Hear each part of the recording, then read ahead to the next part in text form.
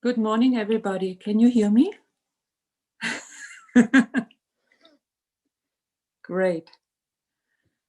We're still waiting for Venerable Robina. She will join shortly. So welcome to our program at Tushita.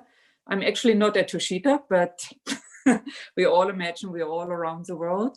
So welcome to our LOSA program. Happy New Year, everybody. Happy New Year. We're so lucky having so many New Years. So we have a very special program at Tushita for the Tibetan New Year, and usually 15 days of miracles. This year it's even 16 days of miracles. So we won one day, one more teacher. So we have invited 9 teachers and all of you to join us from all different time zones. While I'm speaking, I'm always looking if Venerable Robina appears. Because I hope she appears right on my screen and not somewhere else. So we requested Venerable Robina because today is also the anniversary of the passing of our FPMT founder. FPMT is foundation of the preservation of the Mahayana tradition. The founder of our worldwide organization, Lama Yeshe, passed on in 1984, and we honor that anniversary today. And Venerable Robina is one of the people who knew Lama Yeshe, and I'm sure many of you who are joining us today, I'm looking through the little pictures, are new Lama Yeshe as well. So Lama Zopa Rinpoche requested us to have story time about Lama Yeshe. So I requested Venerable Robina to talk about the kindness of the Guru and to tell us stories about Lama Yeshe today. And if anybody of you knew Lama Yeshe, please join in. Yeah, so when Venerable Robina maybe has to leave later on, we can still enjoy story time, and I'm very much looking forward to this. So I'm a little bit... Oh, I'm here. Oh, Venerable Robina, where are you? Where are you? I can't see you. I'm so sorry, Venerable Robina. I know, it's difficult. The pictures are moving around. I'm here. Hello, good everybody. Morning. Good evening, Venerable Robina. Good evening. That's right. It's 9:30 in Santa Fe in New Mexico. Wow, we are so happy to be honored. here. Happy so to be honored to welcome you, Venerable Robina, to Yes. our LOSA celebrations, the 15 Days of Miracles. And I'm so very honored to have you as our first teacher because, Venerable Robina, I told everybody already a little bit about you, and that you met that today we also honor Lama Yeshe's passing, and that you met Lama Yeshe in the 70s. So, and since then, of course, you've done many, many amazing things. For those of you who have not met Venerable Robina yet, may I just say a few words, Venerable Robina? Please, go ahead.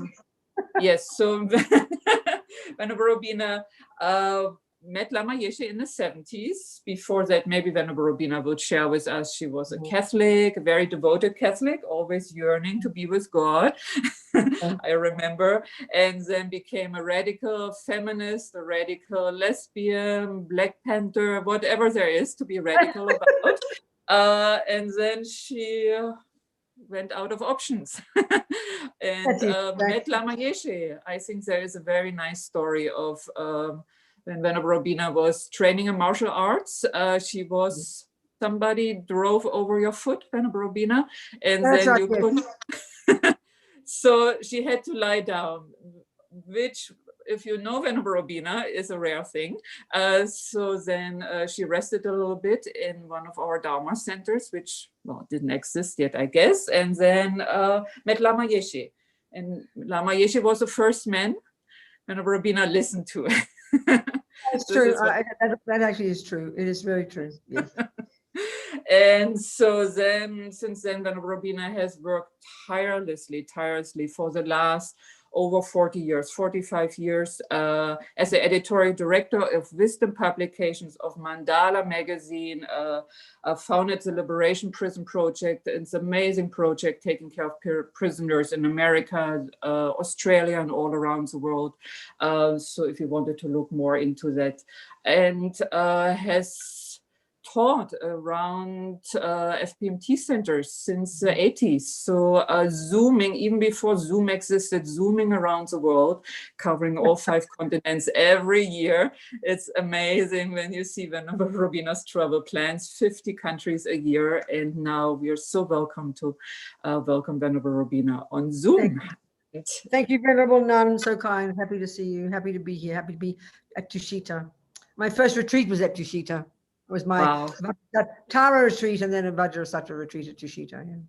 Wow, Venerable Robina, when was that?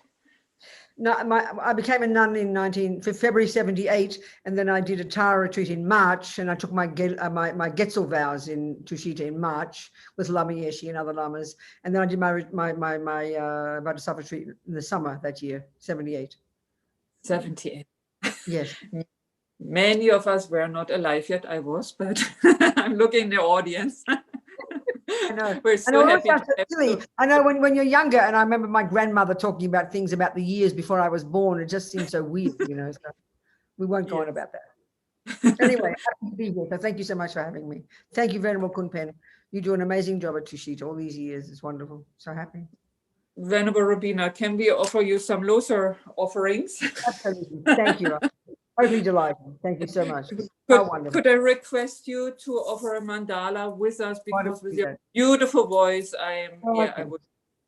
We just think, if we don't know Buddhist cosmology, most of us don't. I mean, you know, we didn't learn in school, did we, that our sky is blue because it reflects off lapis lazuli. Who would have thought that?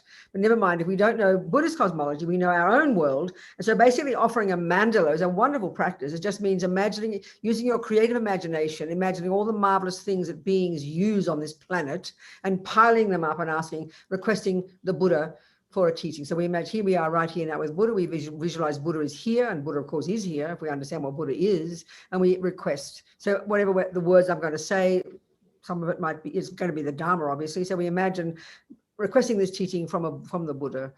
It makes it very auspicious. So we visualize that.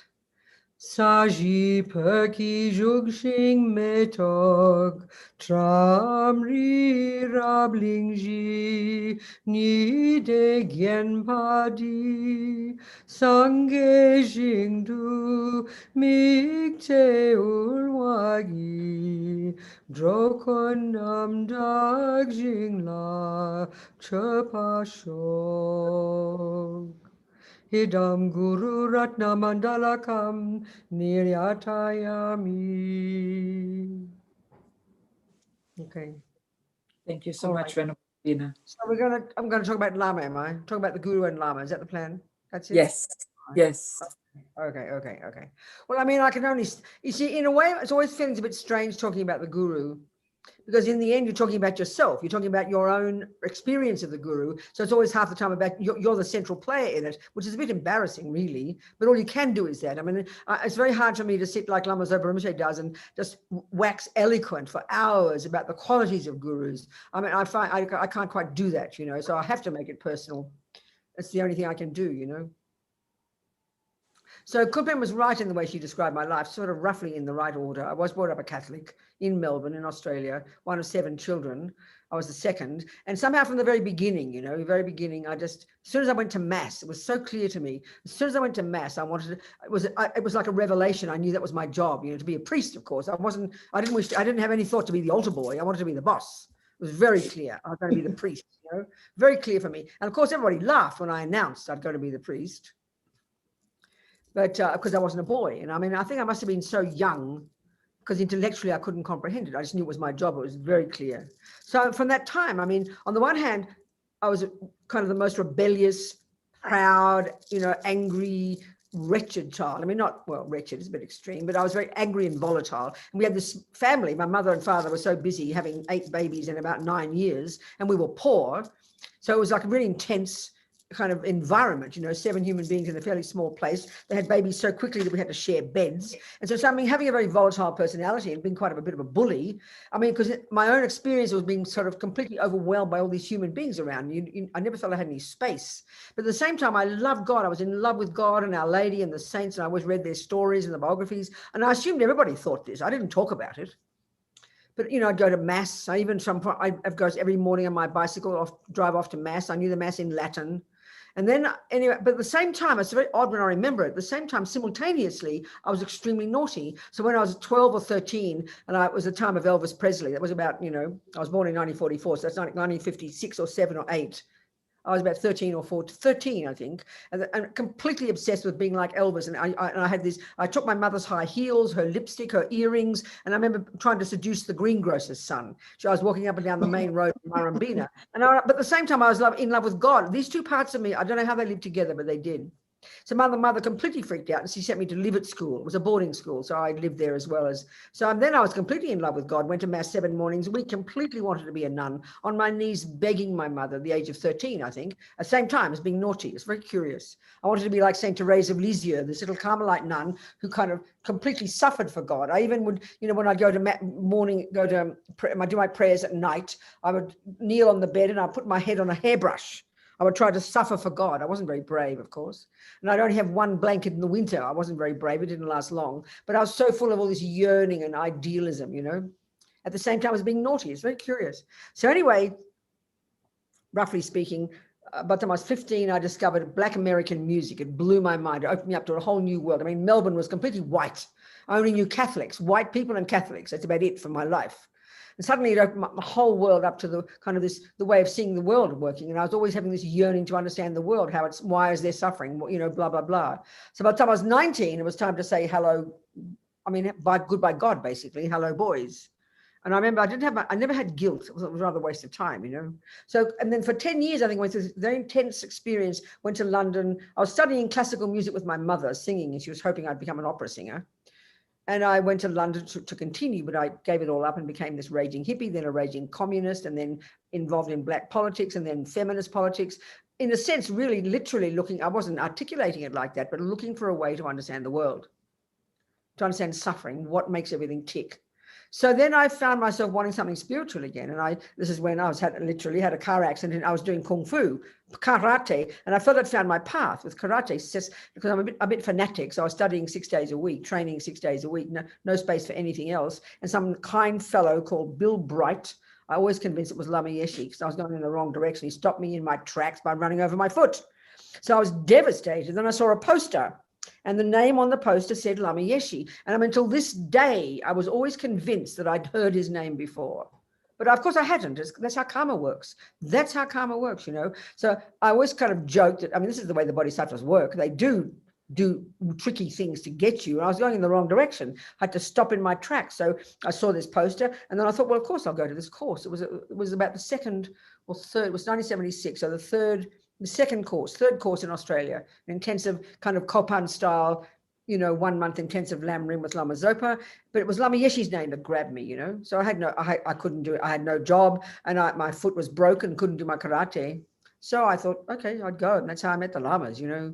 So on the one hand, it was devastating, shocking experience for me. I'd been a radical lefty. And then I mean, when I was a feminist, being extreme, I was totally into boys when I was a hippie, and then drugs and sex and rock and roll, no, not rock and roll, jazz. But then I became a feminist, I became a radical feminist, then a radical lesbian feminist, then a radical lesbian separatist feminist. Probably haven't heard of them, because I was always extreme. I was always 100% committed to the philosophy that I espoused, you know. It was very clear. So it was a shocking thing for me, knowing I had lost all options. I'd given up all options of who to blame for the world, the straight people, the rich people, the white people, the male people. There was no one left. And then I bumped into these lamas. And it was shocking for me to like Lama Yeshe, because I mean, I was really serious feminist. I mean, I was serious, you know. So it was a very shocking experience. On the one side, I knew finally at the age of 31, this is what I'd been looking for. This was literally as clear as a bell for me. But at the same time, it was an enormous struggle because, I mean, it was very patriarchal. The nuns sat behind the monks, you know, everything was he this and he that. It was shocking to meet patriarchal Tibetan Buddhists. But on the other hand, I couldn't but not like Lama Yeshe. He was extraordinary, you know. I loved Lama Yeshe from the very beginning, but it was a real struggle for me. So I stayed for 2 intensive months, 1 month of Lam Rim, 1 month of Lama Yeshe. You know, my first retreat actually was this wonderful book that Wisdom has published. In fact, I edited it, and it was my very first teaching with Lama Yeshe, my first retreat, this wonderful Guru Yoga practice written by His Holiness when he's 19 that Lama taught on at that, and that was a retreat I did. But I remember being so much a feminist, I did the retreat with Lama, visualizing Chen Reizig as the guru, but I visualized him as a her. I didn't want to know about boring old men. As far as I was concerned, Chen Reizig was a girl, you know, so it was a mixture of Tara and Chen Reizig. What to do, you know? But I couldn't help but like Lama Yeshe. There's something, and I remember people always talked about how Lama had, I was very moved by the fact that Lama was, had been not formally recognized, but informally recognized by some, but as a little boy, as the reincarnation of a previous abbess. Of course, Tibet being the way it is, patriarchal, I mean, being the reincarnation of some lady, who cares, you know? So he wasn't formally recognized, but he was sent off to Sarah J as a very little boy. And it was clear from the time he was very young that he was apparently very special. I mean, when you read Lama Zopa Rinpoche talking about Lama Yeshe, he was clearly highly realized being since a tiny child. You know, he realized emptiness on the debate yard, you know, extraordinary person. So he was also renowned, all his friends, you know, he was renowned as very down to earth, very funny, but very, very, very ethical, but wonderfully human, wonderfully down to earth, and very, very bright, very sharp, very wise, an amazing debater, you know. So we always, when Westerners started to meet Lama, we always loved the idea that it was a reincarnation of an abbess, you know, really loved that idea. And we always thought of him as Tara, right? Because he was really, I mean, you really say you wouldn't know he was a man, in the sense that he was very funny and very light and very quick on his feet. He had this real female energy, which is a wonderful quality, because he had both qualities. He was a brilliant mind, brilliant skill, brilliant debater, but this sweetness, you know, as well as being pretty wrathful. I mean, for me, he was quite short. He wasn't really much bigger than me, 3 or 4 inches bigger than me. I'm 5 feet, but I felt like he was about 6 feet tall. I always sort of felt he was enormously tall, you know, very kind of very fierce. Anyway, so the point is, when I met him at this course, 2 months of him, for this 2 months in retreat, Lam Rim, and then the course, and just sort of fell in love with this person. But it was a genuine struggle for me. I mean, I knew I had to reassess all my views. And when you're a very strong political activist, it kind of bumps in, these views really smash into your assumptions. And I had very strong views, but I knew I knew this is where I belong. So I had to do a lot of heavy inner work of arguing and analyzing and deconstructing my assumptions about reality. But the thing that really first began to really was very powerful for me, that I felt in my life I'd been missing, was this concept of karma, you know, which implies reincarnation, which implies consciousness coming from before. For some reason, this was completely clear to me. It seemed completely like a revelation. I never really, even though I was in love with God, I never thought of God as my creator. So it really does feel I've got strong Buddhist connection, you know. I was in love with God. It was like devotion, guru devotion, basically. But I never thought of him as my creator. So it wasn't a problem for me to have the concept of karma and reincarnation. And that's what really sustained me, because then it began to dawn on me.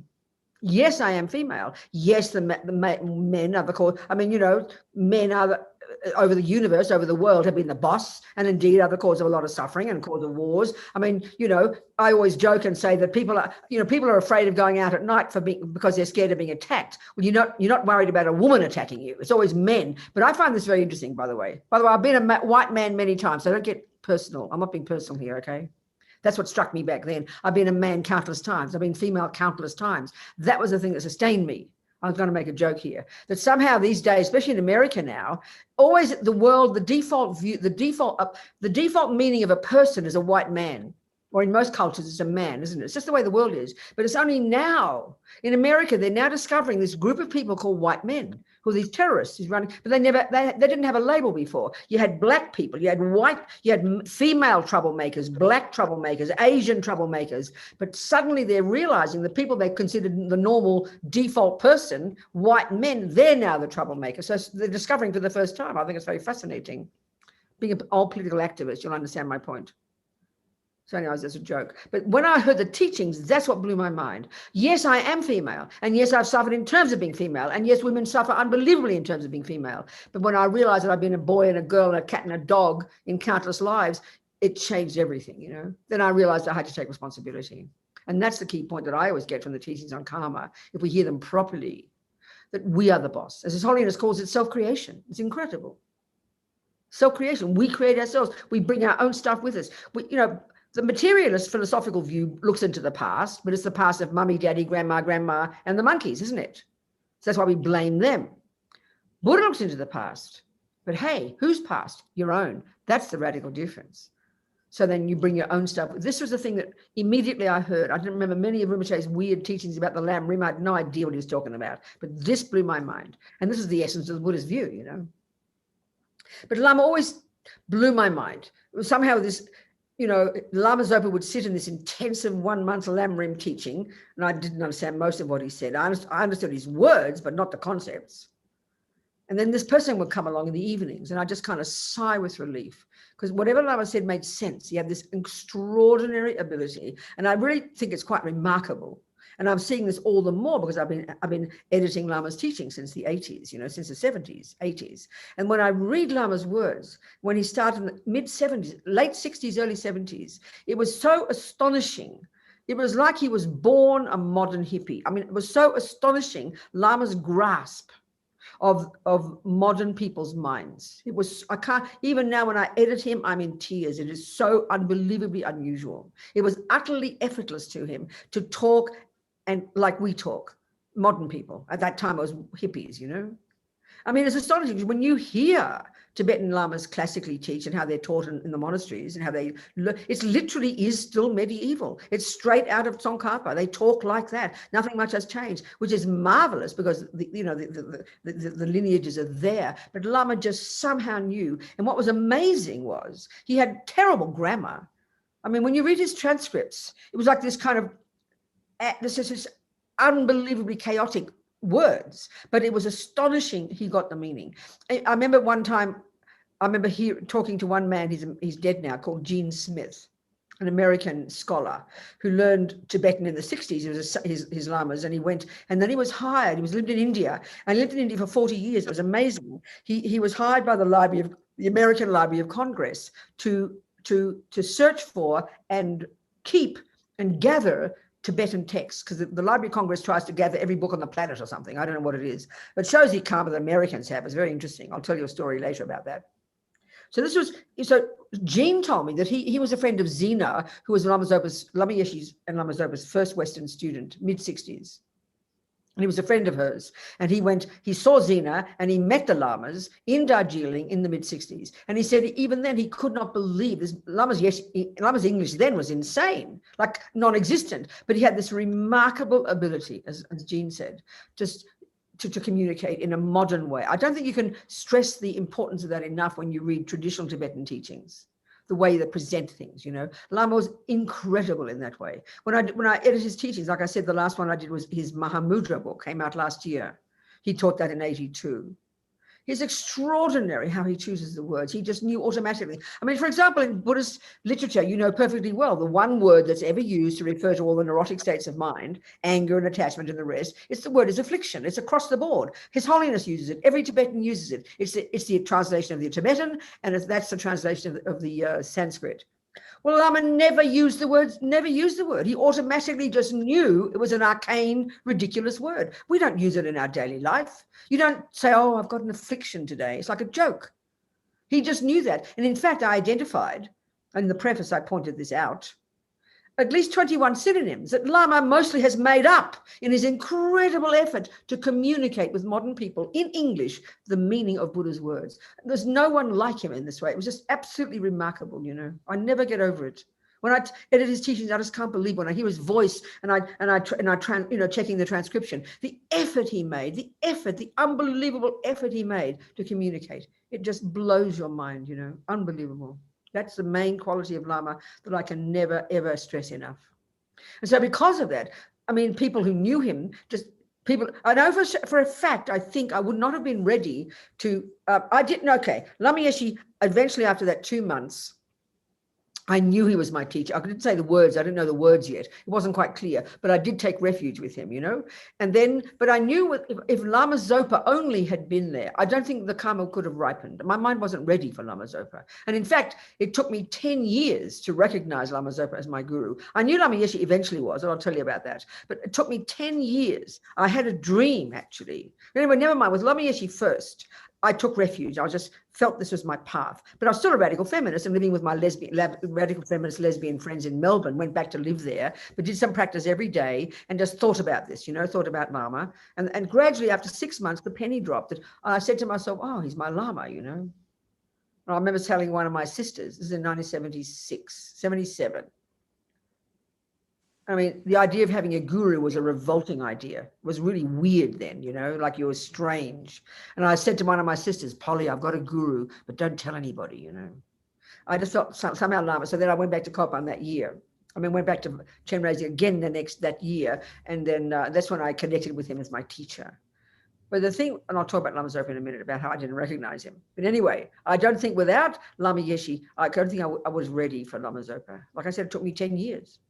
I knew he was one of my gurus, Lama Zopa. In fact, in my first Vajrasattva retreat, after I became a nun at Tushita, you know, during the rainy season, of course, you know, we had our naps every day. But I remember I had a very vivid dream. I had many vivid dreams during the retreat. And one very vivid dream I had was we were at Nalanda Monastery, the Nalanda ruins, and I hadn't been there yet, but when I go there every year on our pilgrimage, which raises money for the prison project, I recognized it my first time there. And there was a whole bunch of our students there, and Lama Zopa was there, and he called me out, and he put his text, you know, his long folio text over one of my shoulders, and he put his yellow robe over my other shoulder, and he said to follow him out. That was a nice dream. But I told one Lama I knew in Dharamsala, he said, oh, that's the Lama who leads you to enlightenment. And I was really shocked, because I knew Lama Yeshe was my guru, you know. I was very shocked. Well, it was 10 years from there. 78, 88, 87, 9 years. It took me 9 years for the penny to drop. I knew he was my guru as well as Lama Yeshe, but it took me 9, and this is an interesting point about gurus, you know. It's sort of like all the causes have to come together for a plant to ripen. You can put water on that plant every day, but if the seed isn't ready, it won't come up. Well, my mind wasn't ready, you know, but I knew in advance because of this dream. So I had to work so hard on my mind. And for that 10 years, incidentally, with Lama Zopa, he left me alone. My mind, I wasn't ready. You can't force me. So he'd say hello, crack jokes. But eventually, in 1987, after Lama passed away, and that was devastating, I mean, I haven't got to that yet, but because I mean, Lama Zopa wasn't Lama Yeshe. It was so painful, you know. But eventually, he picked me up and took care of me, Lama Zopa. Anyway, with Lama Yeshe, it was very kind. I was very proud. I'm a very proud person, a lot of pride, a lot of arrogance. But he had a big heart. I wanted the Dharma, you know, and I was so happy to have these teachings. And then 6 months later, and then while the time I was in Melbourne, we had a printing. My father was a journalist, and we had a printing company. And I like to do things. And all my life, I've been on the propaganda side of things. First, you know, my father was a journalist, and we worked in our printing company. I learned graphics and design and editing. And then when I was in the politics, I was on the propaganda side. Then I was a feminist, always on the propaganda side. So as soon as I walked into Chenrezig Institute, in fact, the day one, and you had to do karma yoga, I went straight to the transcribing the teachings. And as soon as I got to Copan to become a nun a year later, I went straight to the publishing room. It was just my job, you know. It was just how it was for me. But anyway, in the first year, I went back to Melbourne, and then I decided I would do a new version of the Wish Fulfilling Golden Sun. I thought it was a very boring and this Ronioed rubbish. So I retyped it and edited it and redid it, and our printing company published it, printed it, and then I dragged up 500 copies up to Lama Yeshe the next year, and I felt very proud of all my work. And I said I wanted a meeting with Lama. Well, Bonnie, she's still at Tushita, right? She was the first director at Tara Institute in Melbourne, where I'm from. So Bonnie was my friend, and Bonnie was a good friend with my mum. Bonnie and my mother were really good friends. Anyway, that's interesting news for Courtin. So I knew Bonnie well. So Bonnie helped me a little bit, but not much. It wasn't Bonnie's idea I did this book. It was my idea. I did the work. I like to do things, right? And I was very proud that I did it. So I presented this to Lama, this book. And he said to me, and before that, I'd already announced, that's right, I wanted to tell him he was my guru. I didn't know you're supposed to ask. So I'm so proud. I said, I didn't even use the word guru. I was too proud. But I indicated he is my guru. I remember he said, yes, I know. So anyway, already, this is my interesting point now about the whole thing about a relationship with a guru, you know. It took me 10 years to recognize Lama Zopa, so he left me alone until my mind was ready. With Lama Yeshe, I announced he was, which is effectively my way of asking. So by that point, I'd connected with him. And basically, I'd appointed him my guru. Think of it this way. I'd sort of announced that he was my teacher. So what I'd done was give him permission, basically, to see my mind. Give him permission, to point out my mind. I'd given him permission, and I find that a very powerful way to put the relationship with the guru. When you choose your guru, as Pabonka Rinpoche says, you choose your guru very carefully, people, because you're going to end up like them.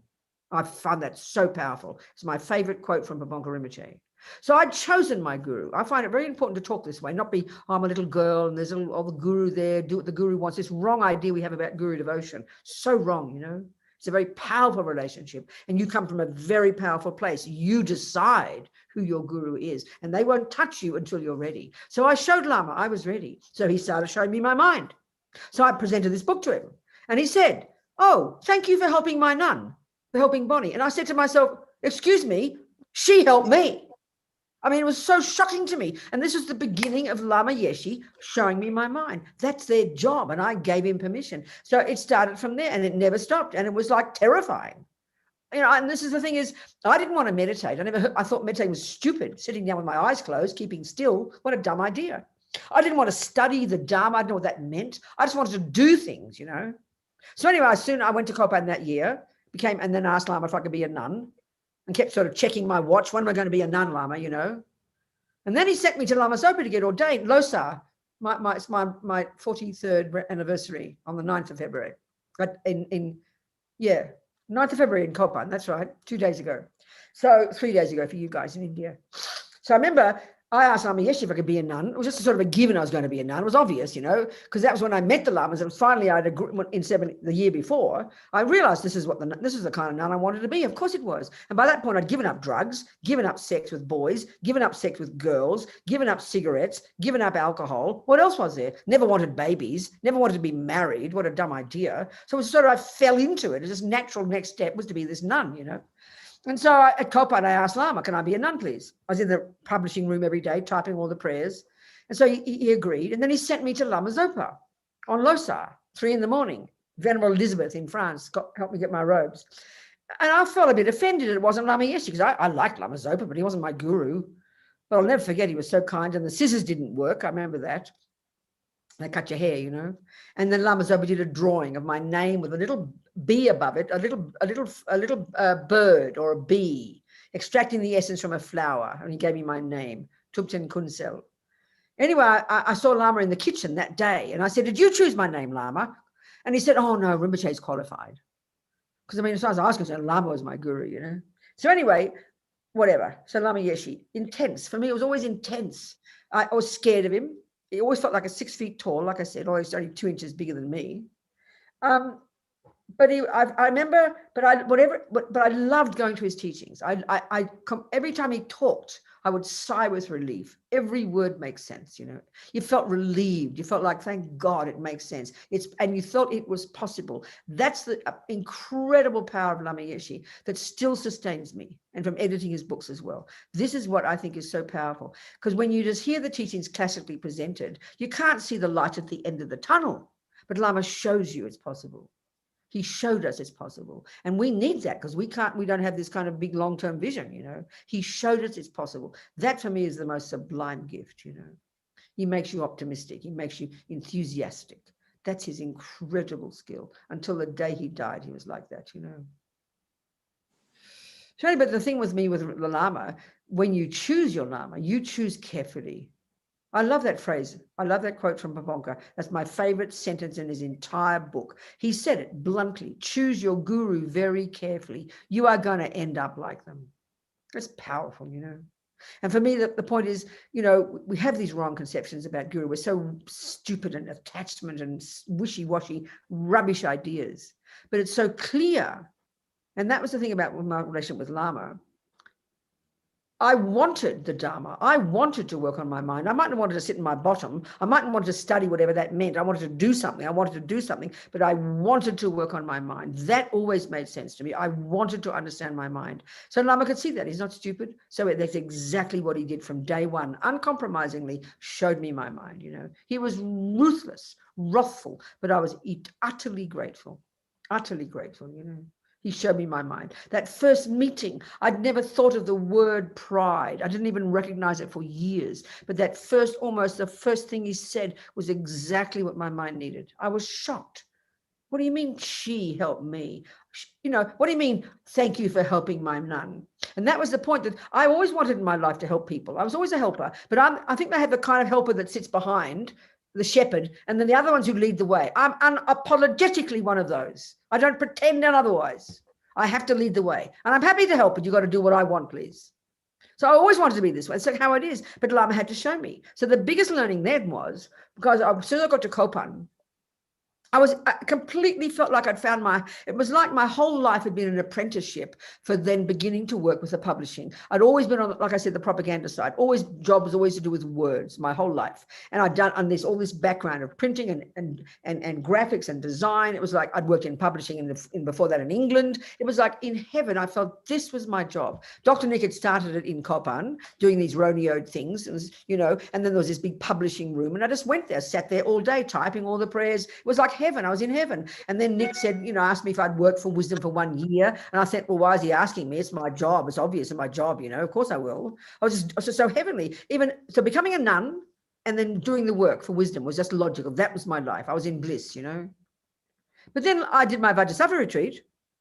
And then I got a letter from Nick that we all had to move out of Copan. There were some problems. Lama had got this new center in England, and he wanted us all to move there. So he moved all his Sangha, like 30 Sangha. He moved all his publishing. He moved Wisdom. He moved everything to this new center, Manjushri Institute in England. And I got this note from Nick. I'd already been working in Delhi with Nick and finding printers, and we're organizing the publishing. And I just assumed I was going to run it. It was my job. I just knew it backwards. And I got this note from Nick.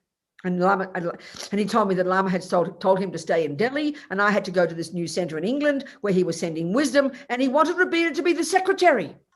I nearly fainted. I can't describe to you. I can't describe the shock.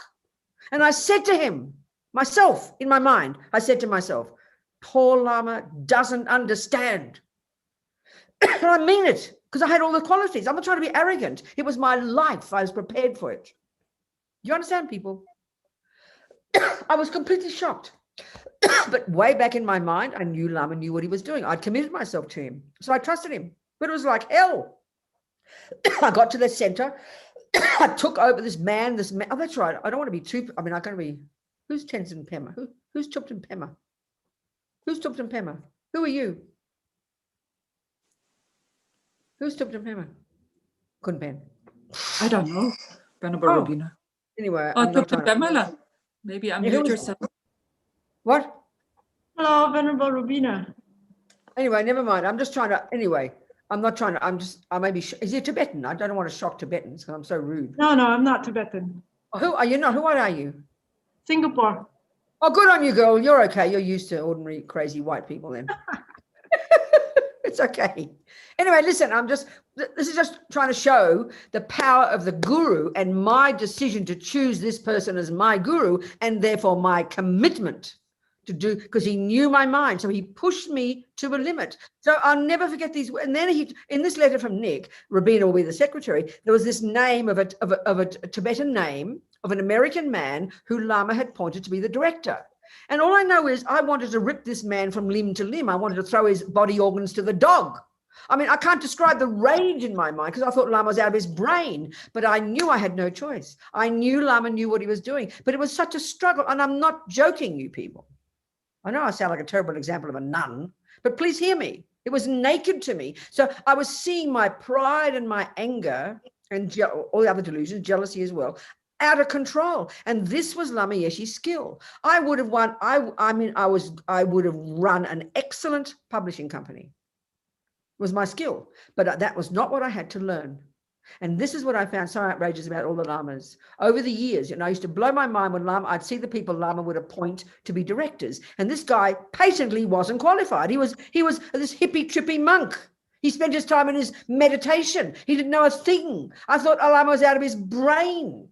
But years later, I heard Lama Zopa say to one person, to a director, he said, you think you've got this job because you're good at it? No, you've got this job because you created the cause to do it. So that's the thing that I knew it from the beginning, but it was so intensely difficult.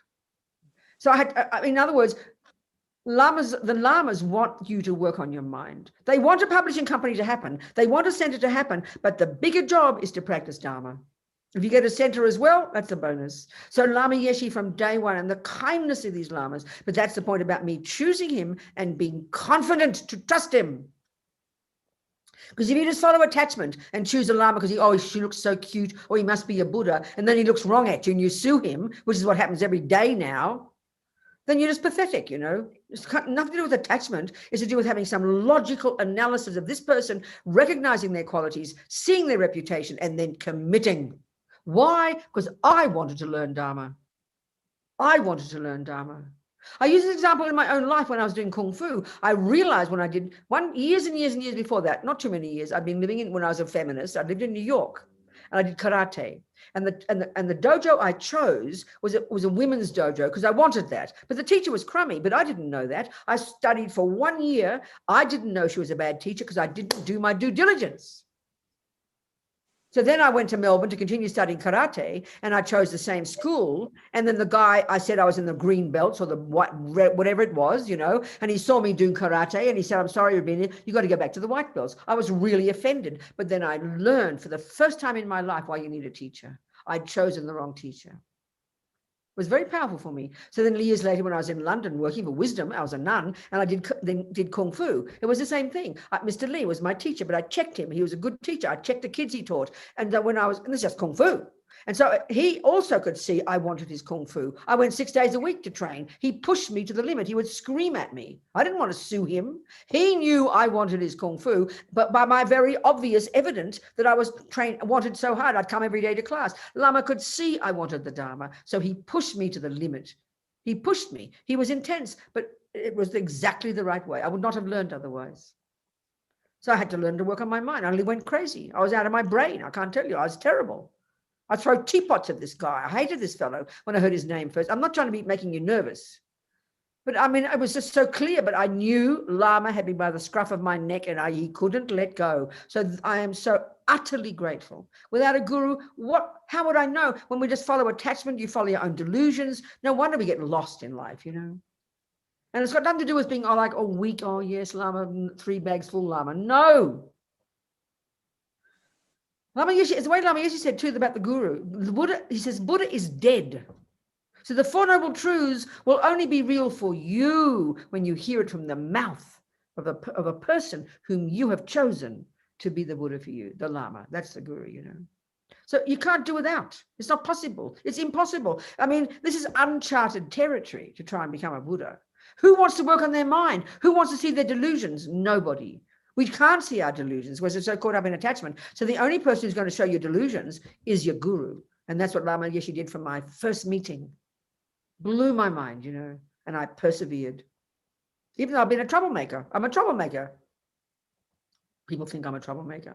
I've got sacked. I've been fired from half my FPMT jobs.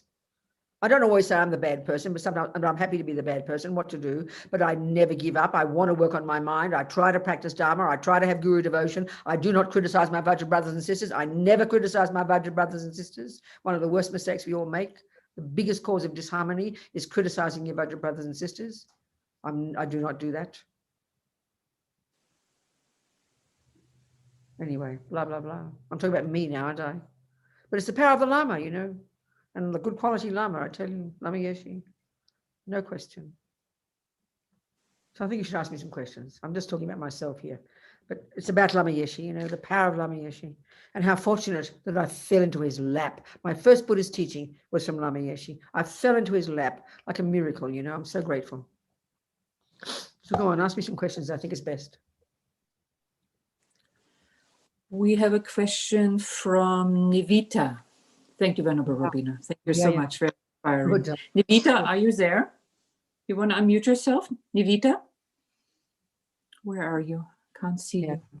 Otherwise, I will read the question for her. Read it. Go on, darling. Yes. And if she wants to talk, you can. Go on. Yeah, I'm here. Sorry, I couldn't unmute. Oh, good. Okay, you talk to me. Talk to me. Hi, Venerable. Hello, darling. Thank you Good, so much Nivita. for sharing. I'm so Good. inspired. Good, sweet. I was wondering, you were talking about the eloquence of Lama Yeshe, and I just found myself particularly inspired by that because sometimes I find it hard to communicate the Dharma eloquently. So I'm wondering if you have suggestions for ways in which we could cultivate that eloquence. Well, you know what it's called? It's called the power of speech, Nivita.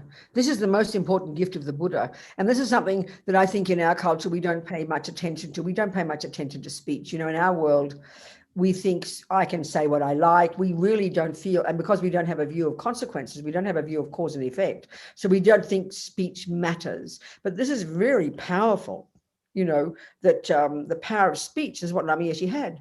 That we know in an ordinary life, sweetheart, we have to communicate with people. You've got to go to a shop, you've got to ask to buy something. If people don't listen to your words, if people don't respect your words, if people don't believe your words, then you can't do anything. We can't survive without speech. This is the crucial thing as humans. So the main gift of the Buddha, you could have Buddha looking at you for 40 million years, but until they open their mouth, and that's the power of Lama Yeshe. I mean, any guru, that's the power, that their words had power. One word from Lama. I very rarely had many conversations with Lama because I knew he saw my mind. I knew he knew what was best for me every time. He would just say passing words and was so powerful for me because he had the power of speech, you know. So how you get that is first by being silent. First, and look at Buddha's teachings from day one. What does he exhort us to do? 4 of the 10 non-virtues of the speech, which of course is us humans, you know, animals don't do much harm. They make big noises, but you know, we have to, the first level of practice is to not say wrong words that aren't true.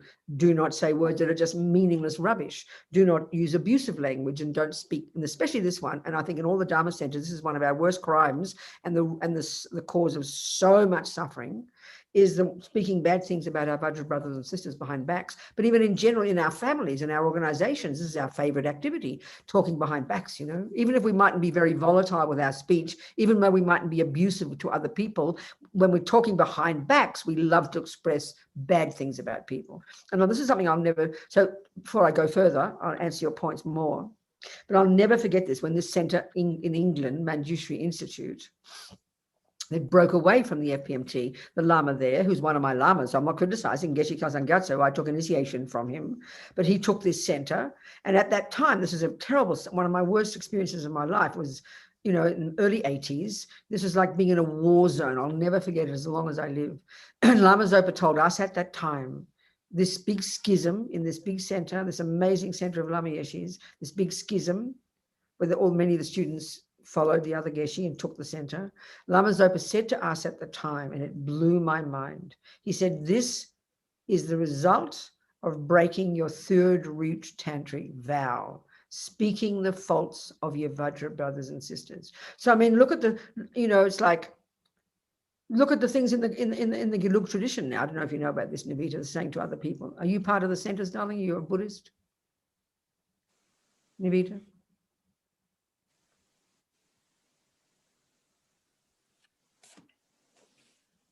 Navita, are you a part of that? Can you unmute yourself, Navita? Yeah, I haven't taken refuge, but I volunteer for Shanti Deva Center in Brooklyn, New York, and I see. Wonderful. That's really good. Fantastic. Well, I'll talk to you more directly, then I'll take this other point that I really want to say for those of us who've been around the centers for years. It's so powerful. But yes, so Navita, so for me, just listening to you, you sound like a fairly quiet person. You don't go around shouting and yelling too much. Is that right? Yes? Is that correct, Navita? Yeah. So you watch your words, don't you? Mm-hmm. Is that correct? Yeah, a little too much, yeah. No, but so your feeling is you can't express yourself properly, is that right? Yeah, yeah. Okay, so sweetheart, the thing to do, there's a wonderful practice, and I mean, it's a really wonderful meditation called blessing the speech. It's so beneficial because we're reciting the Sanskrit syllables, which are said to be very pure. The Sanskrit syllables make up the mantra, and by reciting these, we purify our speech. There's logic to this because, you know, in the Vajrayana tradition, they talk about our subtle mind and our subtle wind energies in the body. This is similar to the yoga system. That whatever our words are, mantra, sound is the wind energy. So by saying mantra, for example, that blesses your speech. By being silent, which is good for you, you're good, you're silent, that's good, that's really good because you protect your speech, but you really make sure you try not to say negative words, plus you say mantra, and then slowly your speech will have more power. It really, quite literally will. That's a really good thing for you to do, mantra, I'd say. Just any mantra all day, just bless your speech with mantra. Then your words become more powerful. Do you understand, sweetheart? Yeah, thank you. But I want to say on this topic, for those of us who've been around the centers for years, you know, this time when Lama Zopa said this, I'll never forget as long as I live. This result of this big schism in this amazing center. It was one of the most special centers of Lama Yeshe with incredible activity. The publishing was there, the Sangha were there. Lama Yeshe had started the Geshe program, which is the forerunner of the master's program. It was an unbelievable center, but this terrible schism was like being in a war zone. I can never forget it as long as I live. And he said, this is the result of breaking our third root tantric vow, speaking the faults of our Vajra brothers and sisters. That means in past lives, of course. So, I mean, look at the Gelugpas now. In these monasteries down south have split into two because of this protector business, which is the one that happened at Manjushri. Look at the Kargyupas, two Karmapas, you know. This is from disharmonious speech. So it's unbelievably powerful to protect our speech. And this is us humans. Most of us might not rape and kill and terrorize too many people, but we love to talk bad things behind backs. And we're also clever with our speech. We love to say whatever we think is right. We don't think we're lying, but we're speculating half the time. We rabbit on about nothing. We use harsh language and we badmouth behind backs. I mean, it's the cause of unbelievable suffering for ourselves and others. So it's, to watch our speech, especially in the Dharma centers, is unbelievable, you know. And I even see this in my family. This is something very powerful.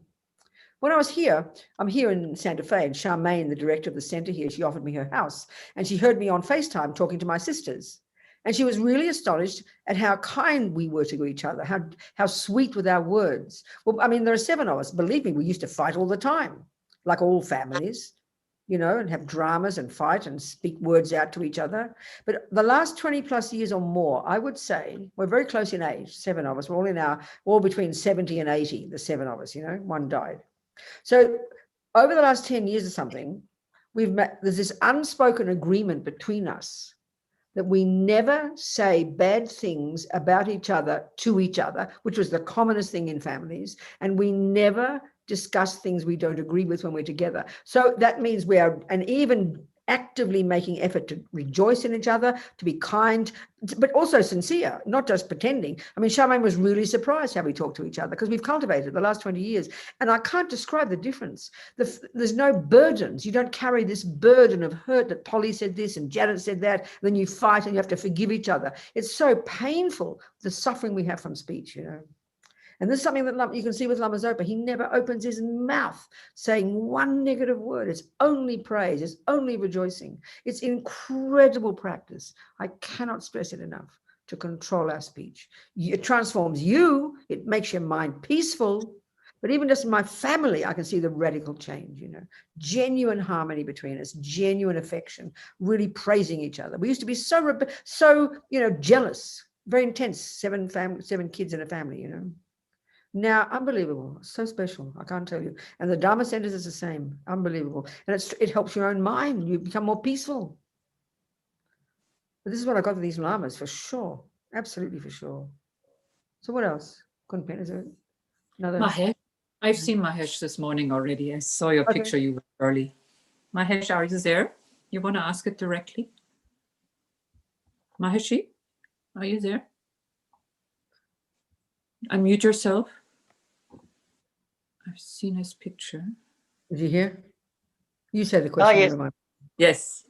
Hi, Yes, Mahesh is there. Where are Hello. you? I'm going to find you. Usually the window should go green, but sometimes it doesn't. Where are you? If you should go to the front page too. Let me see if you're there. Talk so I can see you. Hello. Hello from Pune. Oh, now I And Pranam from Pune. Okay, good. Hello, Mahesh. Talk to me. Oh, yeah. I have a question regarding reincarnation. Yes. If I like Lama Yeshe more than Lama Osel, Yes. and I follow the Lama Yeshe, I found a connection, karmic connection. But Yes. the mind is same. Yes. That is a reincarnation. So what is the difference between? Is I the understand. Lama Yeshe still exist? It's a very good point, Mahesh. It's a very good point. Because you see, we have different connections with a different person at a different time. So I know your point exactly is right. It's exactly the same for me. I mean, you know, some people, yes, for sure. Because your dog in this life, Mahesh, Your dog in this life might have been the rat in a previous life. So it's the same continuity of mind, but look at a different relationship because it's a different connection, a different way it represents for you. The person manifests in a different way, and it mightn't suit your taste. That's exactly how, I mean, it doesn't mean you can still have faith that it's Lama Yeshe, but Lama Yeshe is it's the same for me. Lama Yeshe's form is the one that connected with me at that time, in that place, in that style. That's completely reasonable. But if you have a logical mind and you really do have confidence in the Dharma, then you do have confidence that that same mind is now in the body called Lama Yeshe, but he's showing a different aspect, and that might not be particularly suitable for you, which doesn't mean you still can't see him as the Buddha, but it's just reasonable. It's different because we've got different styles at different time and need different things. There's no contradiction. Okay. Don't be confused by it. It's okay. Okay. Okay. But keep liking Lama Yeshe. Keep liking Lama Yeshe. That's how I feel. I mean, when I think of my lamas, I talk to Lama Yeshe in the present. I think of him as the present because he's the person, he's the shape and form that touches and moves me. I still think of him in the present tense. Do you understand? Okay. So then does the Lama Yeshe's mind still exist, or in a different way, still he can appears in our dream?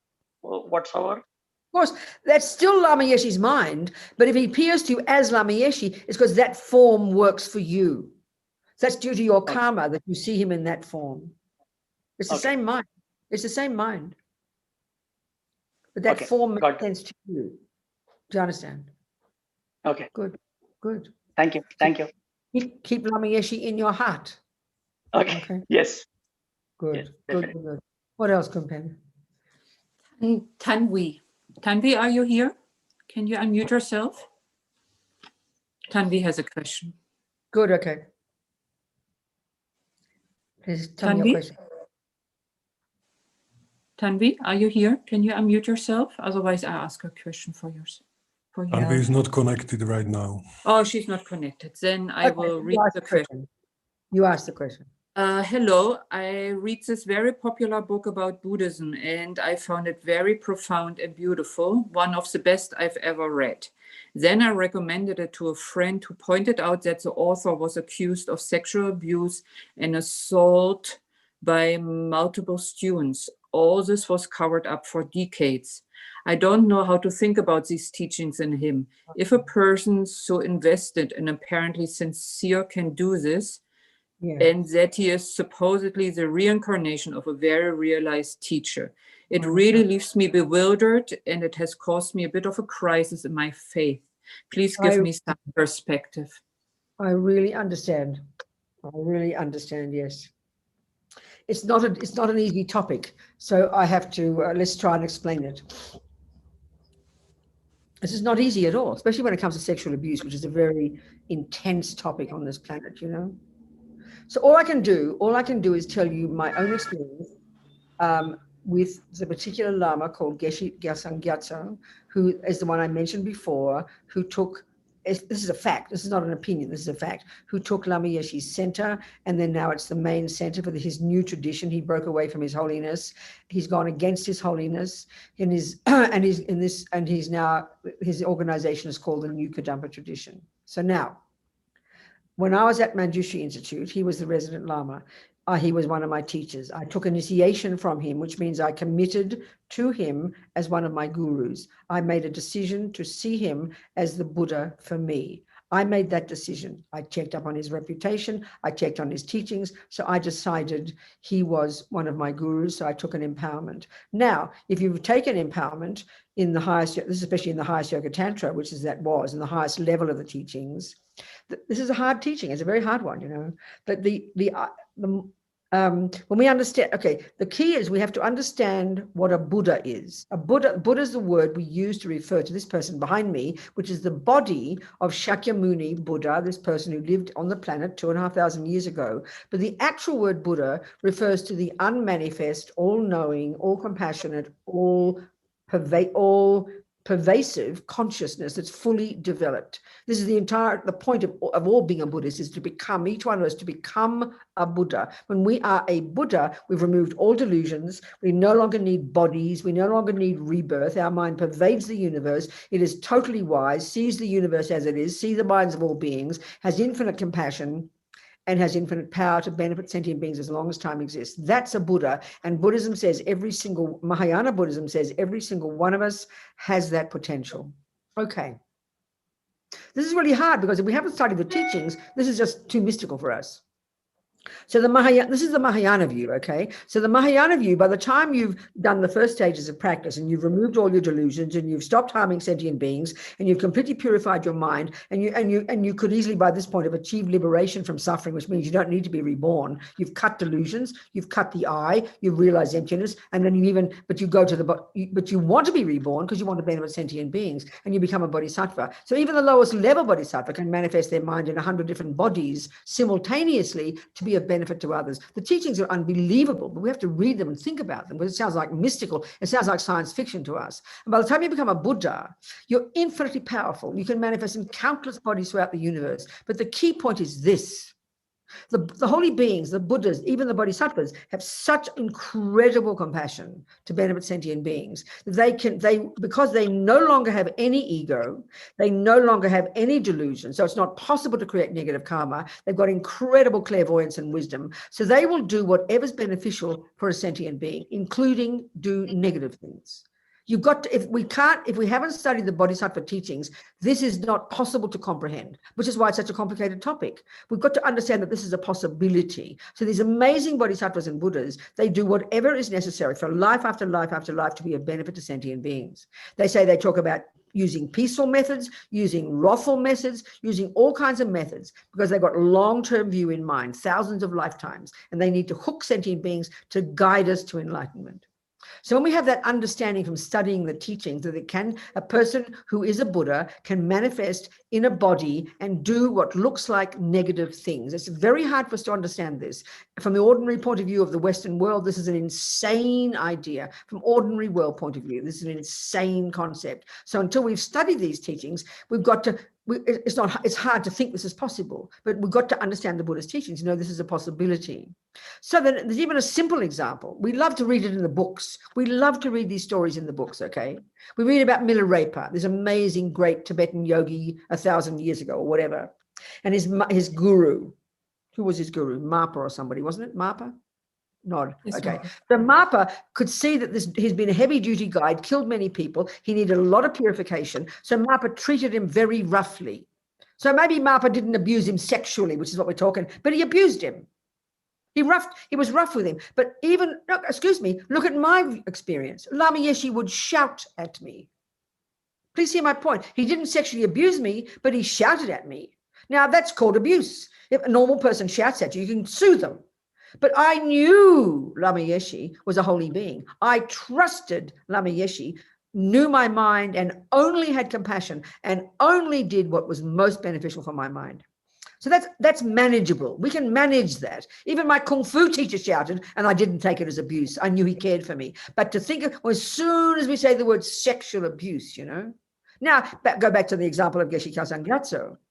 I took initiation from him. So I decided he is still my guru. So then I said to myself, am I clairvoyant? Can I see his mind? I cannot. Could he be a Buddha manifesting in this way, showing he's doing something negative, showing he's taking Lama Yeshe Center, he's going against the Dalai Lama? It doesn't, on the face of it, it looks insane. So I say to myself, could that be a Buddha? Of course it could. So who am I? I'm not qualified to judge, so I leave it there. I don't have an opinion. I leave it there. I'm not happy in my heart, but I've never criticized one word. I've never criticized his disciples. I've never criticized Geshe Kelsang Gyatso. He's gone against my own lamas. He took their center. He's gone against His Holiness. I do not know the minds of others, even ordinary people. They say in Tibetan, you don't know who anybody is, so do not judge. This is very hard for our minds, very hard for our minds. I'm not saying who this Lama is. I can imagine there's many Lamas who've been accused. I'm not saying he did or didn't do it. I am not saying that. Facts are facts, but we do not know who people are. So this is incredibly difficult teaching, unbelievably difficult. And all I can recommend to you is you connected with this Lama, you heard his teachings, but you cannot know You cannot know who he is. He could be the Buddha, manifesting in a wrathful way, manifesting in a negative way, but it's too hard for us to think of this. So I'm trying to say it to you. And I think if you want to discuss this more, I would really recommend you do that. And I'd love you to email me. We can have a discussion about it. Because I mean, we can spend 4 hours on the Zoom here. But it's a very powerful point, and it's so good you brought it up. But I highly recommend that you email me. So get my email address from Courtin and let's discuss it in detail. I'm more than happy to discuss. And I mean, I can only say what I've just said now, but it's not an easy teaching. So, you know, and it's shocking, in fact, especially when it comes to men abusing women. It's a shocking concept, especially the world is now. It's a shocking idea to even consider it, you know. And some of you might be even upset by what I'm saying. We're grown up, so we're grown up. We've got to think about these and try and look at the logic of this. And this is the point: when we have no wisdom, we can't even see anybody. We can't see anybody's mind. We know ourselves. People accuse us of doing things we didn't do. We're so pained by it because we know they can't see our mind. So this is something to a degree of such power. I mean, imagine a being as a Buddha manifesting. I mean, we love, like I said, we'd love to read the stories about the Buddhas, like Milarepa being beaten up by his guru. We love to read those stories, but if you had it done to you, we'd have a panic attack. I mean, you know, this is the thing. We have to really think of the logic of this, which is not easy. It's not easy, you know. That's the best I can say. But I think if you want to discuss it more, I would love to discuss it with you, because I've had experience myself with this, but it's a really difficult one for many of us. So any of you, don't hesitate if you want to say more about this. It's such a powerful point, you know. And that's all the more, anyway, so yeah, so what can we say? I don't know what else to say. I brought up a can of worms. I've opened a can of worms, I think. So if somebody else would like to ask more questions about that or ask other questions, because this is the topic about the guru here. Are there any other questions there, Courtin? Minoti, there's a raised hand by Minoti. Can you unmute yourself? Go, darling. Talk to me. Talk to me, Minoti. Happy Losar, Venerable. Happy Losar, Venerable. Yes, thank you so much. Lovely. It is so lovely to see you after 4 years. We met in Oh, October good. when you came. Where did we see each other? At Tushita in Delhi. Okay, good. Yes, fantastic. I took my lay vows from you. Oh, I'm so happy. Wonderful. Good. So we have a connection. We do. We definitely. Good, darling. Good, darling. So talk to me. So Venerable, I'm at a crossroad right now in my life, and I find there's a tug of war happening in my head. And like you said, the guru is supposed to show you your mind. So I've wanted to ask you, you know, I opened a school 18 years ago, and we have 1,300 children, and the school is well established. And now I'm at a crossroads where I don't know, should I open another school? Should I devote more time to Dharma studies and to retreats? Because I find myself drawn towards studies deeply, my own studies. And then there is also the opportunity to open another school. I understand that. Okay, so listen, let me ask you a question, Minoti. If you were told, I mean, we all know about impermanence and death. We all know that. But if you were told you had a year to live, what would you do? What choice would you make? Wow. Okay. Studies. Just top of my head. I think I would give myself to study and retreat. Okay, so that's one way of saying, it's one way of putting it, bringing it to the surface, right? But the other thing is this, okay. I mean, obviously with your job, you've obviously been successful, and then you've got an opportunity to do another one. You could do another one as well, and it could be phenomenally successful. There's no doubt about that, and that's a marvelous thing. So it seems to me, though, at this point, you're not 20, right? You're not 20, are you? No, I'm 54. There you go. So that means you're closer to death than birth. We know that. So then this is, the very fact that this has arisen even in your mind as this crossroad, you're seeing the crossroad. So now, okay, another approach is, I'm just asked that question before to see what you would say. But I think the most powerful thing to do, and you need to trust this, His Holiness the Dalai Lama always says, always aspire, always want to do what is most beneficial. And if we can, long-term, better than short-term. So the thing is, I use this as an analogy. It's like you're walking on a road, Manoti, and just as you said, you sort of may, but you haven't quite come to the crossroad. My sense is this. So it's like you're walking on the road, and it feels like a crossroad is coming. It feels like a turnoff is coming, but you don't know which turnoff it is. You don't know where it is. So you think about this. What can you do? This road is your life. You created this road due to your past karma. You know, everything you pass on the way on this road is what you have created. It's your karmic appearance. So all you can do, instead of chewing it like a dog with a bone, and I'm not suggesting you're doing that, but instead of worrying about it or puzzling about it, the powerful thing to do is this. You get up every morning.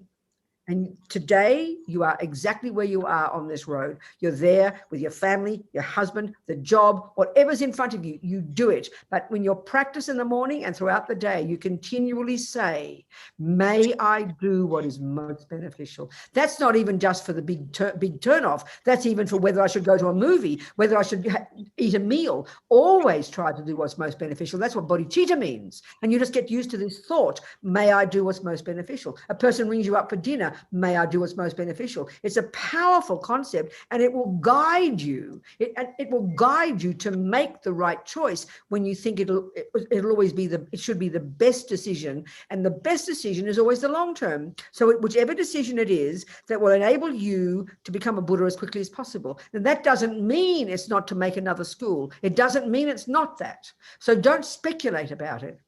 So think every day, may I do what's most beneficial? May I recognize the turn off when it comes? So basically what that thought does, as Lama Zopa says, everything exists on the tip of the wish, the thought. So may I is a powerful thing. So that thought, may I do what's most beneficial, that will nourish the karmic seeds you've already planted in the past, which will be the ones that when you wake up one day, you'll go, there it is, and you'll make that choice easily. So you can't turn back, you can't stand still, you can't choose a cute turn off because it looks nice. That's following attachment. You just keep doing what you're doing every day as well as you can. And that's why that wonderful statement, our mothers say it, you pave the way. You know, don't look into the future, where's the turn off? You'll stumble right here. You make this pavement perfectly. You do today best with this aspiration. Then you do tomorrow best. So that internal aspiration guides you and causes you to make the right choice when the time is right.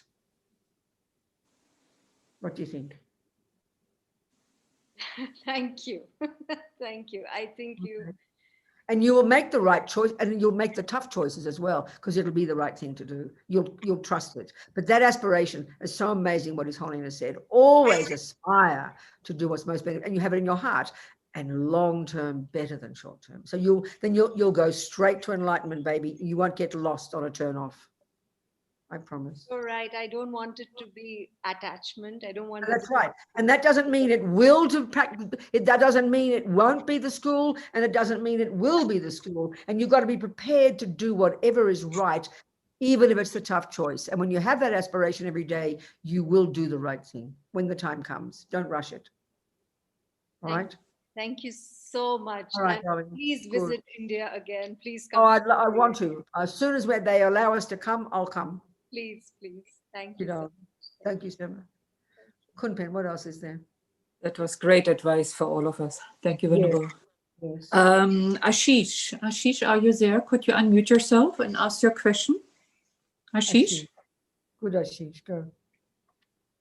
Are you there? Antonin, can you see if Ashish is here? Otherwise, I will ask his question. It's also connecting with the Guru devotion, Venerable Robina. Oh, okay, please ask him. Thank you, Venerable Robina, for highlighting the importance of choosing a guru. Can you please guide what can one do to actually go around and find a guru? And it's an interesting point, you know. I think the main causes are internal. Really and truly. So that means every day wanting, aspiring, like I said before, aspiring, may I meet my teachers, may I meet my path, may I become clear with, about where I belong, because you created the causes in the past, the seeds are there. So this thought every day, may I meet my lamas, may I recognize my teachers, those thoughts nourish the karmic seeds that will be the ones that will ripen and indicate to you, and then your gurus will be there. It won't be puzzling. So you can also go around the world. I mean, I remember a friend of mine, her mother became very devoted to the Dharma and very wanted to meet a guru, and she literally, because she could afford it, she did literally going around the world, this lama, that lama, this lama, that lama, as well as wanting a lama, internal causes. And then she eventually met her lama, and he said, where have you been? I've been waiting for you. So lovely things like that do happen. Or you might meet one lama. One of my friends went to see Lama Yeshe and said, can you please be my lama? He said, no, I'm not your lama. You go to that lama. So, but you've got the internal one is the main cause, the wanting, the aspiring every day. So practice every day. And then when you do your practices every day, you visualize the guru. I mean, you visualize Chenrezig or the Buddha, whatever practices you do, and you think it is your lama manifesting. You don't know who he is yet. He's there twiddling his thumbs, waiting for you to recognize him. So you know he's there, but you have to create the causes internally by practicing and doing purification. That's the main cause. And then you'll then you'll suddenly meet one day. But the internal are the main causes. Internal are the main causes, for sure. What else then? Branislav, I see your name. Would you like to unmute yourself and ask your question, Branislav? Sure.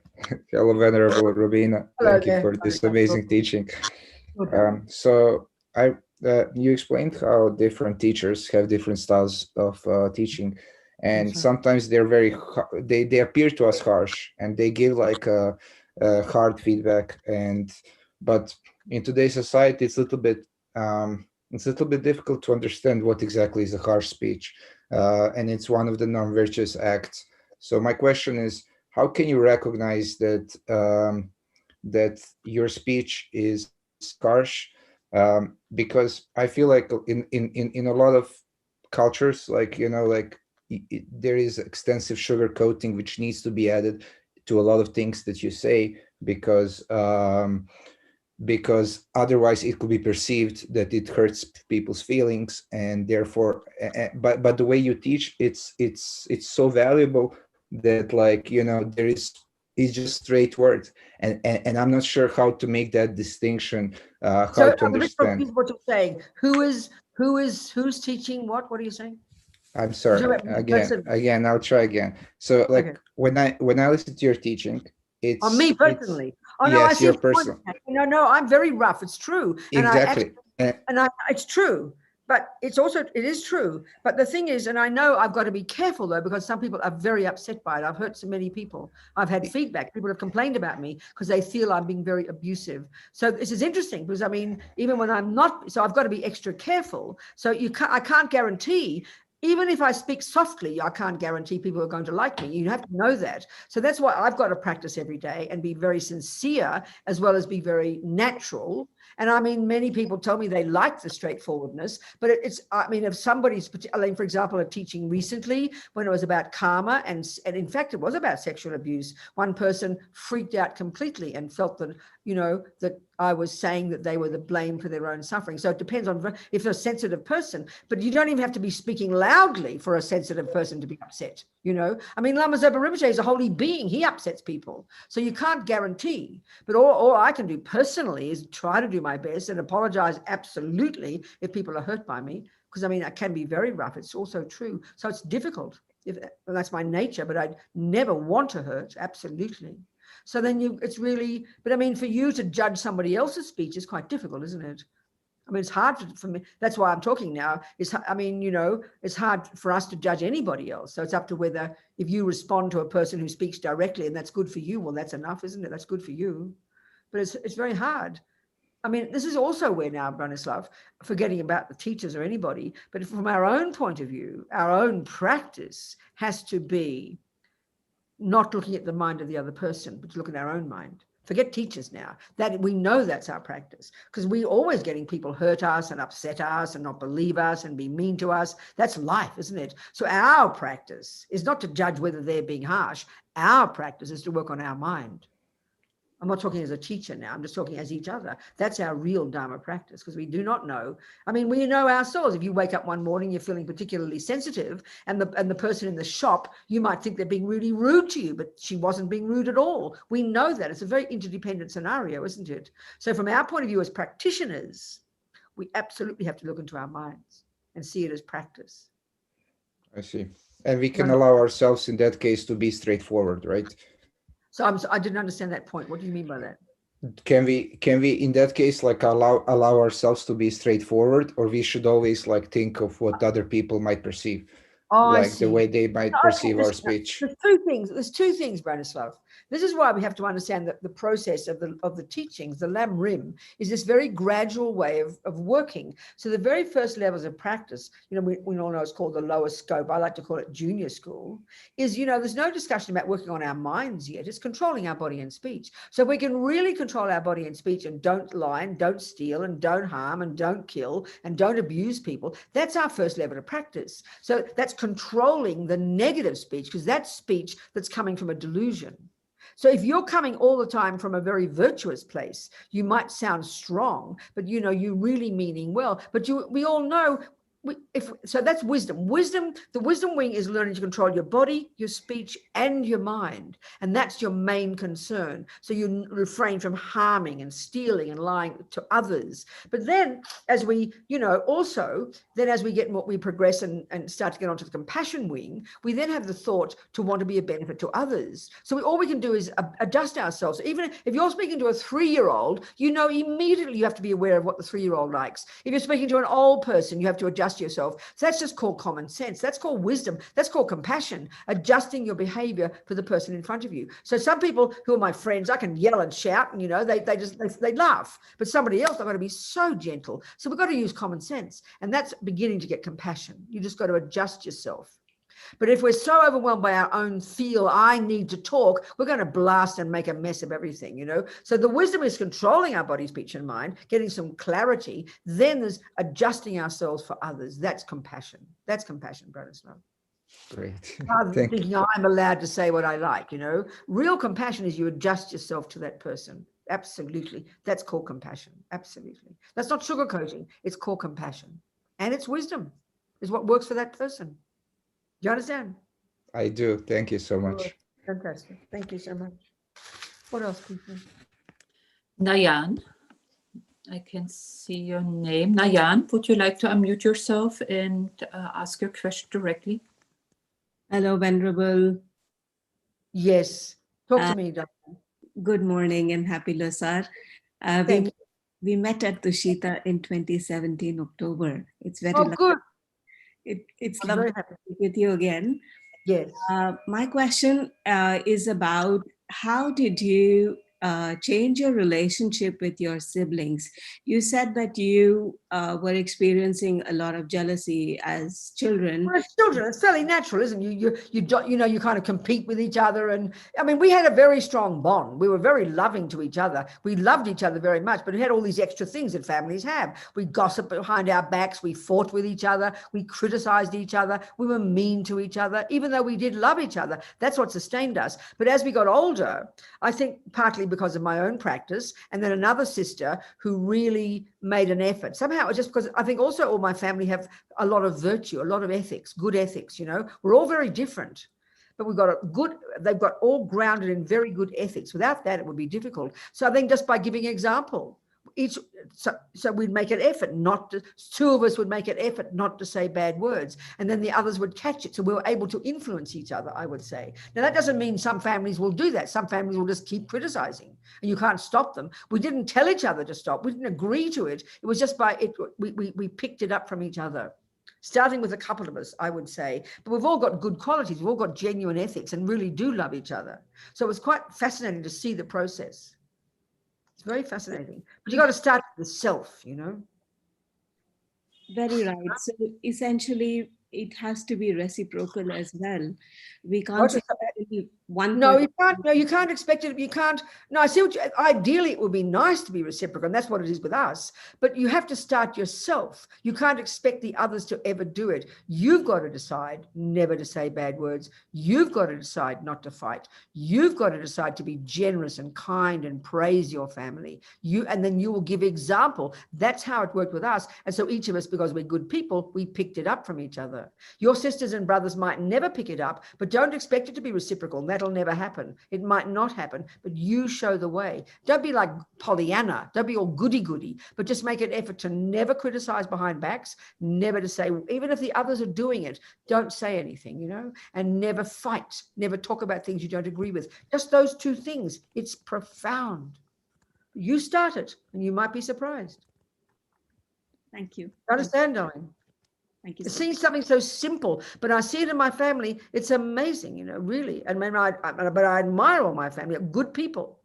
They might criticize, I mean, they don't shout and yell about politicians. They've got lots of political views, but we really make sure that when we're together, we do not argue and when we do not talk to each other bad things. And even now, because of even that, I mean, this is what my Charmaine was surprised at how nice we were to each other, praising each other, and it's genuine. Do you understand? It's very fascinating. You understand? Thank you so much. You start the ball rolling, honey. You give the example. Yes, I will make the effort.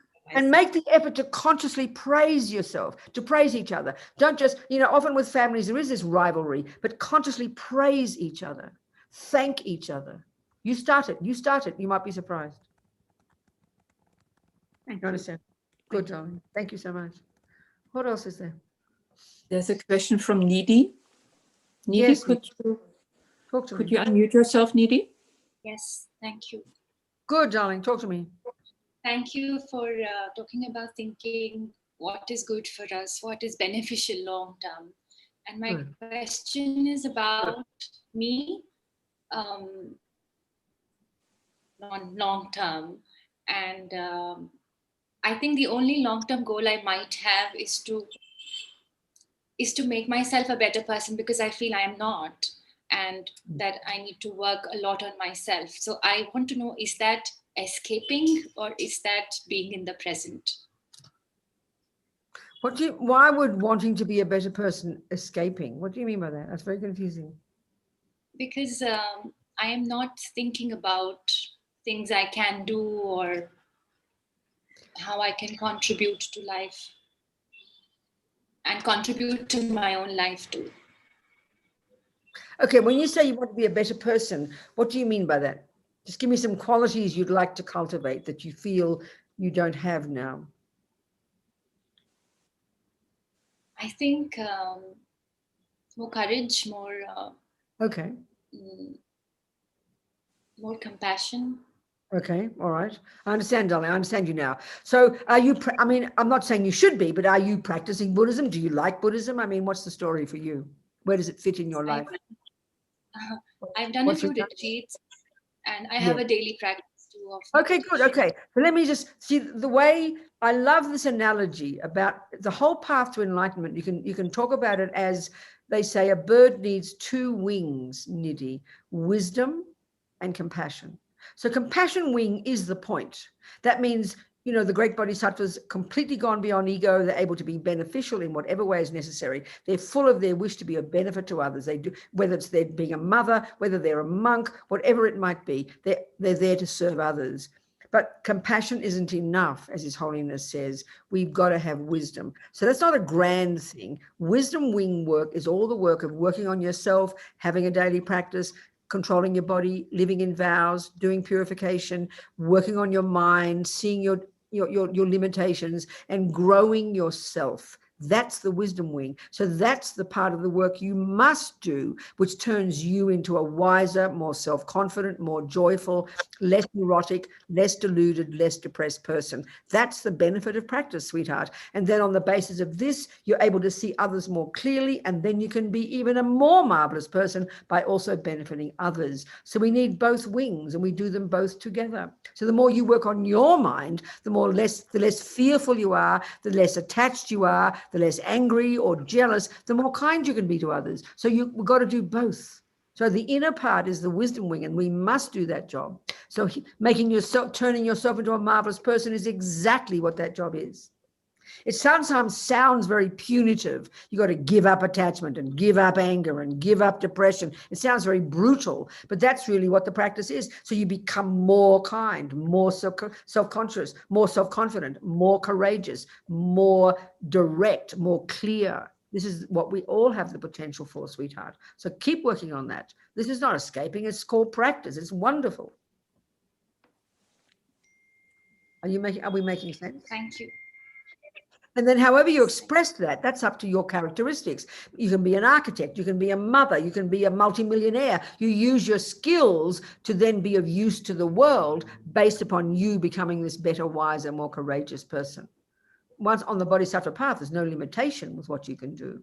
You use your skills to be a better, that also helps you develop yourself and help you to help others. Both. Do you see that? Does that make sense? Good, darling. Keep moving, sweetheart. Keep moving. What else? It's time to go, but we can talk more. Am I very happy? Go on, say some more. Shall we have one more question, or shall we leave it for tomorrow? It's from Anonymous, so I'm not sure if the person is here. Okay, so maybe we wait till tomorrow then. We've got more days. Okay, yeah, it's quite a specific question about Lama. The Guru Devotion one is so powerful, and that person I really recommend if you want to write to me. I feel your heart is so sincere. So if you'd like, unless you have someone else to talk to, I'd really love you to write to me and we can discuss it. I think it's such an important one, and we can do it privately. We can do that. It's such a difficult one. It's such a difficult topic, you know, which is so sad and unfortunate. But anyway, so thank you. I hope something's been useful we've talked about. This hour and a half, gone like a dream. So we think, we didn't motivate in the beginning, but we think all these thoughts we've had for these 90 minutes, every thought each of us has had, we've sown seeds in the mind, you know. So we think we're going to nourish these seeds with our own virtue, our own effort, our own practice from this second, so we can develop our marvelous potential, so we can be a benefit to others. Just like I said to Nidhi, the two wings of the bird. Jang Chub, Sem Chogrim Poche, Ma Kie Panam, Kie Gyuchi, Kie Panyam Pa Me Payang, Gong Ne Gong Du, Rabasho. Thank you, Venerable Kunpen, everybody. Thank you, sweethearts. I'll see you all again. Thank you so much, Venerable Robina. Can I make one announcement that is connecting to the topic? Tonight, our sister center in Bangalore, CKSL, is having a premiere on YouTube, a hard conversation with Ursel Hita at 7:30. It's his birthday today. You know that. It's his birthday. Yes. It's wonderful. Lama Yeshe. Wonderful. So, okay. And Aman, the director, said Ursel was very candid there, and he sang some Bollywood songs, so that should get people interested. I love it. Thank you, precious ones. See you all tomorrow. Thank you so much. Good night, Venerable Robina. And for everybody, have a lovely day. Have a lovely Tibetan New Year day, and rejoice, enjoy. See you tomorrow at 10 a.m. Indian time again. Yeah. Thank you so much, everybody.